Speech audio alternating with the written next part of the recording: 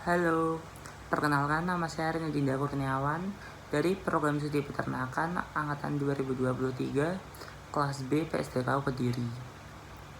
Nah, di sini saya akan menyampaikan beberapa materi yang sudah disampaikan oleh dosen saya, yaitu Bu Siti Azizah tentang mata kuliah Sosiologi Peternakan mengenai kesinambungan terhadap kasus saya. Yaitu pada pembahasan pertama itu mengenai teori sosial. Nah, sebelum memasuki pembahasan, saya izinkan saya untuk memperkenalkan kasus saya. Saya membahas tentang peternakan sapi perlu jadi proyek strategis. Nah, ini ada link berita saya. Nah, kasus saya ini membahas tentang tidak tercapainya target swasembada tahun 2022, di mana tidak tercapainya target ini dipengaruhi oleh beberapa faktor, yaitu faktor pertama di mana tingginya angka impor di Indonesia dan kualitas daging sapi yang sulit diterima oleh masyarakat Indonesia. Dan juga ada satu faktor penting, yaitu tentang penyakit yang ada di skala industri dan skala peternak rakyat.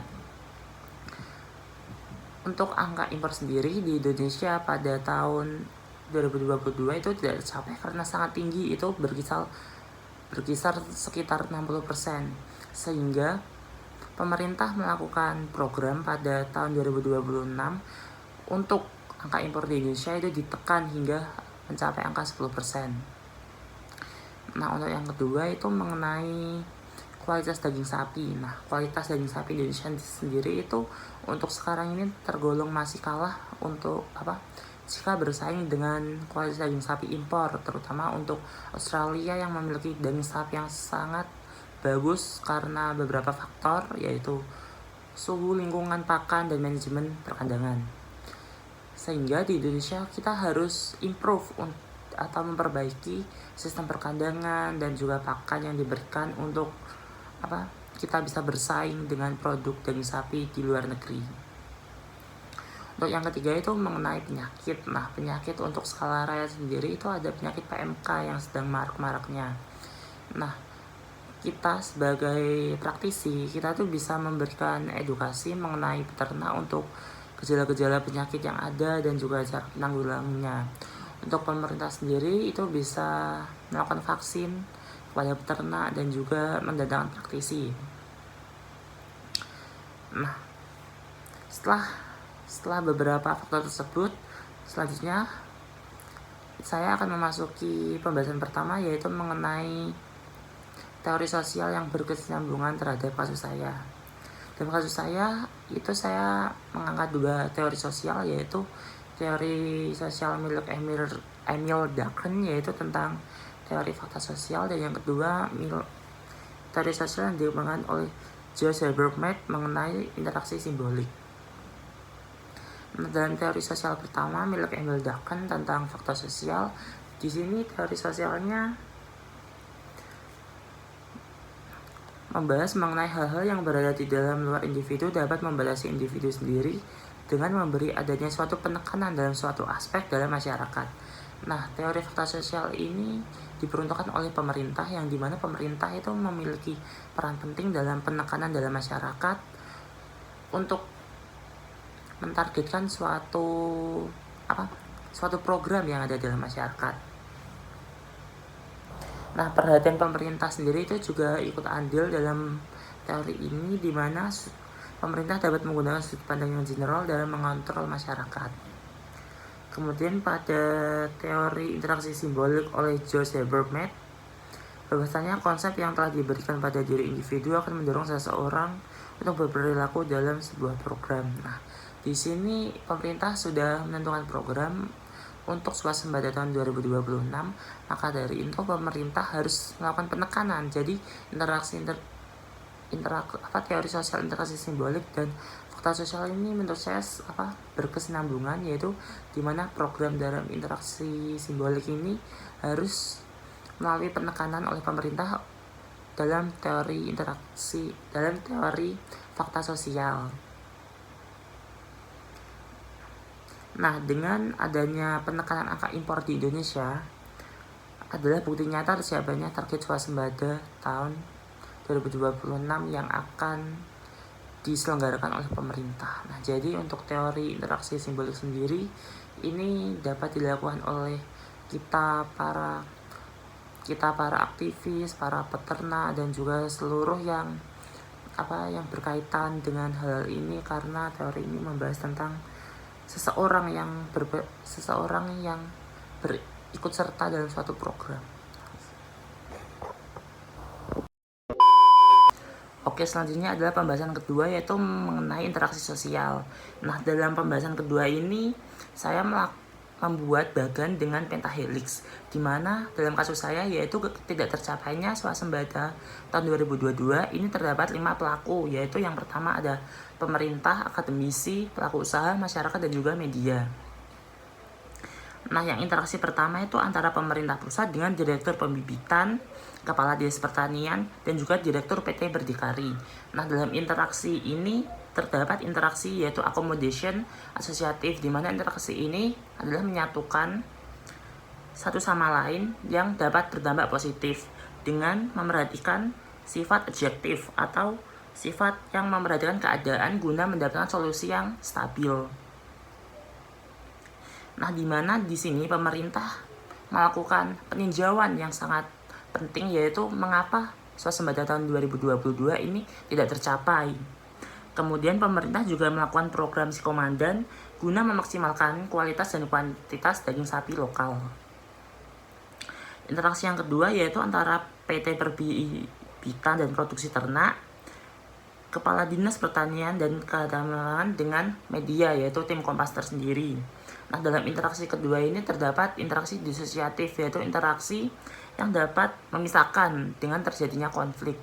Nah, mengapa dalam interaksi ini tergolong dalam disosiatif di sini? Karena antara Direktur Perbibitan dan Produksi Ternak Kementerian Pertanian ini sedikit meragukan program pemerintah dengan menekan angka impor di Indonesia pada tahun 2026 sebesar 10%. Di sini karena pada tahun 2023 sendiri angka impor daging sapi Indonesia di sini sangat tinggi, yaitu mencapai 60%. Nah, di sini terdapat keraguan antara direktur sendiri dengan pemerintah.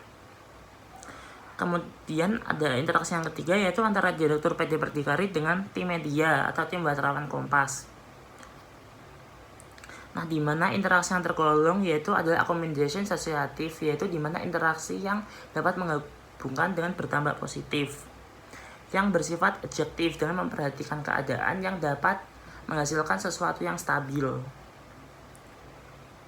Nah, di mana di sini Hari Warga Negara selaku direktur memberikan usulan yang merupakan solusi untuk stabilan permasalahan yang ada dengan menyeimbangkan seluruh aspek peternakan guna mencapai swasembada. Nah, di sini seluruh yang terlibat dalam swasembada tahun 2026 di sini sangat memberikan usulan dan sangat membantu pemerintah dalam menanggulangi dan mereview kenapa swasembada tahun 2022 ini kurangnya apa, seperti itu. Kemudian yang keempat, interaksi antara Kepala Dinas Pertanian Ketahanan Pangan dengan peternak sapi lokal dalam skala kecil. Nah, interaksi yang terjadi yaitu yang pertama interaksi kepala dinas itu sebagai akademisi dan peternak lokal sebagai penerima atau receiver, di mana secara singkat di sini tergolong dalam associative cooperation, di mana aturan dalam perjanjian untuk mencapai tujuan yang stabil. Nah, kedua belah pihak melakukan kerjasama tanpa adanya paksaan untuk mencapai tujuan bersama, yaitu swasembada daging sapi tahun 2026, di mana angka impor sangat ditekan oleh pemerintah sebesar 10%. Interaksi cooperation dapat terlaksana karena seimbangnya antara in-group feeling, yaitu perasaan dalam satu orang untuk mencapai tujuan bersama, dengan out-group feeling, yaitu perasaan penerima untuk mencapai tujuan bersama. Oke, interaksi yang terakhir adalah interaksi antara peternak sapi dengan pembeli, di mana interaksi antara peternak sapi dengan pembeli terbagi menjadi dua, yaitu accommodation asosiatif dan juga disosiatif kompetitif. Di mana pada accommodation asosiatif di sini para pelaku usaha dan juga pembeli receiver.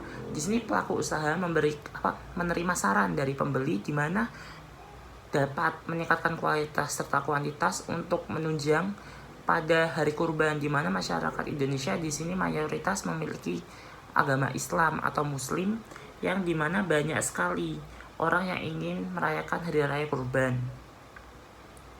Kemudian yang kedua adalah dissociative competition atau kompetisi, di mana interaksi antara pembeli adalah competition yang memiliki latar belakang adanya penyakit sapi potong. Nah, penyakit yang terjadi banyak marak di peternak lokal di sini adalah PMK, yang dapat menyebabkan penurunan usaha peternakan sapi lokal. Dissociative competition menggunakan keikutsertaan sorotan dari media Kompas untuk menarik perhatian publik dengan tujuan menyalurkan ungkapan serta akan menghasilkan adanya solusi yang dapat menstabilkan pada bidang ekonomi serta kualitas dan kuantitas daging sapi menyeluruh untuk peternak sapi lokal. Oke, untuk pembahasan ketiga yaitu mengenai cultural universal. Nah, di mana pada kasus saya ini terdapat 5 unsur cultural universal yang terlibat, yaitu yang pertama ada mata pencaharian dan sistem ekonomi, kemudian sistem kemasyarakatan, lalu ada bahasa, sistem pengetahuan, dan juga yang terakhir ada religi. Nah, fenomena yang terjadi dalam kasus saya dalam cultural universal yang terlibat adalah yang pertama adalah mata pencaharian dan sistem ekonomi. Nah, di sini dalam kasus saya mata pencaharian dan sistem ekonomi ini ada beternak, di mana adanya peternak skala kecil maupun industri. Kemudian yang kedua ada sistem kemasyarakatan, yaitu interaksi antara wartawan Kompas dengan peternak. Nah, interaksi yang terjadi dalam sistem ini adalah kita dapat mengetahui informasi terbaru mengenai sektor peternakan. Kemudian yang kedua ada program Sikomandan oleh pemerintah. Nah, program ini diadakan oleh pemerintah untuk meningkatkan kualitas serta kuantitas daging sapi lokal di Indonesia. Kemudian unsur yang ketiga ada bahasa. Nah, di mana penggunaan bahasa Indonesia dalam interaksi antara tim Kompas dengan narasumber. Nah, narasumber yang dipilih oleh tim Kompas ini kebanyakan itu ada di Jawa Tengah, di mana Jawa Tengah itu tergolong sedikit kental dengan bahasa Jawa. Nah, di mana penggunaan bahasa yang digunakan oleh tim Kompas serta narasumber adalah bahasa Indonesia. Kemudian unsur yang keempat ada sistem pengetahuan, di mana pada ini terbagi menjadi dua, yaitu yang pertama edukasi mengenai penyakit PMK kepada peternak lokal, dan juga yang kedua adalah penggunaan analisis data Badan Pusat Statistik dalam identifikasi populasi sapi di Indonesia. Nah, identifikasi sapi populasi di Indonesia ini untuk menunjang bagaimana populasi ini dapat memenuhi kebutuhan masyarakat.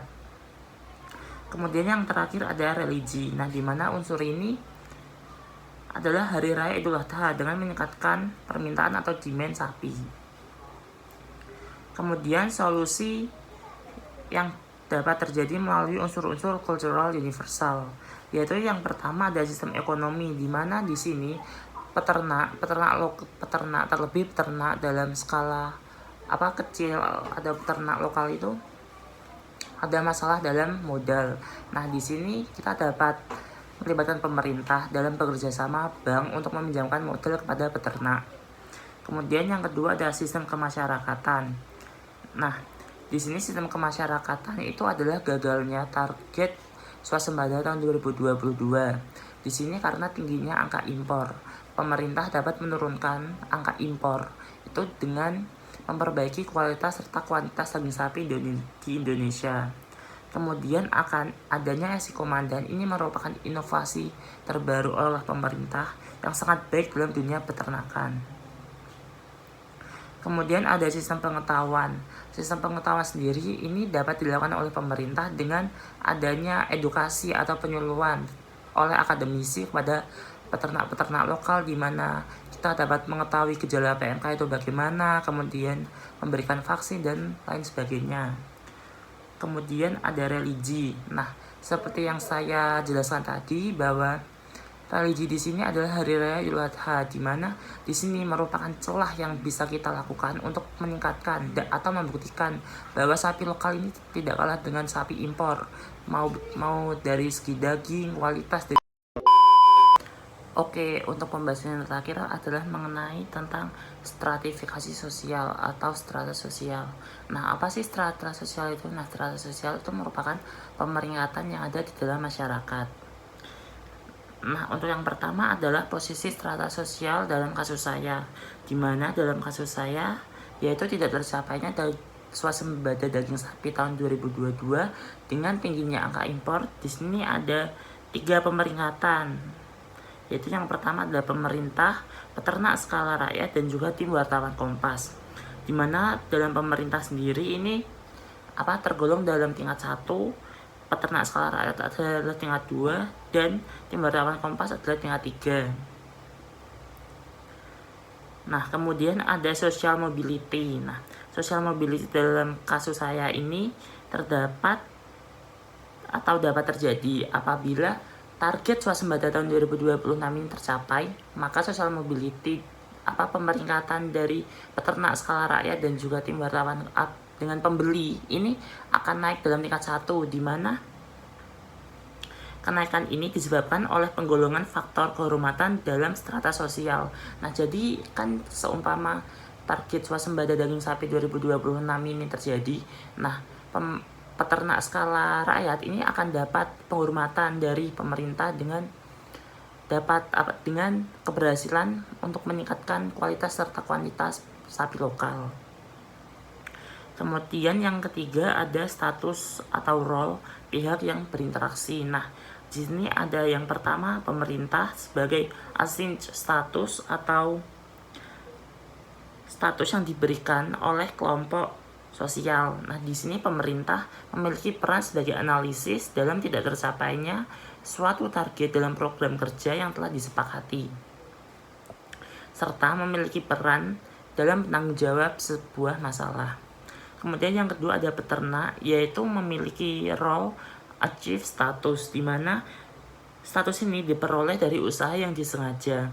Nah, peternak memiliki peranan dalam meningkatkan kualitas daging sapi dalam keberhasilan swasembada tahun 2026 serta dapat mengurangi angka impor yang tinggi di Indonesia. Kemudian yang ketiga ada tim wartawan Kompas sebagai achieve status, di mana achieve status sendiri ini diperoleh dari usaha yang disengaja. Nah, tim wartawan Kompas memiliki peranan dalam memberikan informasi terhadap suatu program kerja serta menjadi informan berita terkini di Indonesia. Nah, tim wartawan Kompas dalam kasus ini memberikan informasi terhadap tidak tercapainya swasembada tahun 2022 ini, faktor, latar belakang, dan juga kita dapat menganalisis. Kemudian yang terakhir ada pembeli sebagai ascribe status. Nah, yaitu status yang diperoleh dari kelahiran, di mana pembeli memiliki peran dalam menurunkan angka impor di Indonesia dengan tujuan keberhasilan target swasembada tahun 2026. Nah, sekian pembahasan dari kasus saya, yaitu mengenai tidak tercapainya swasembada tahun 2022 mengenai daging sapi dengan tingginya angka impor di Indonesia, yaitu hingga mencapai angka 60%, dalam berita yang diunggah oleh Kompas dengan judul "Peternakan Sapi Perlu Jadi Proyek Strategis" dengan materi yang telah diberikan oleh dosen saya. Sekian yang dapat saya sampaikan. Bila ada salah kata, saya mengucapkan mohon maaf. Wassalamualaikum warahmatullahi wabarakatuh.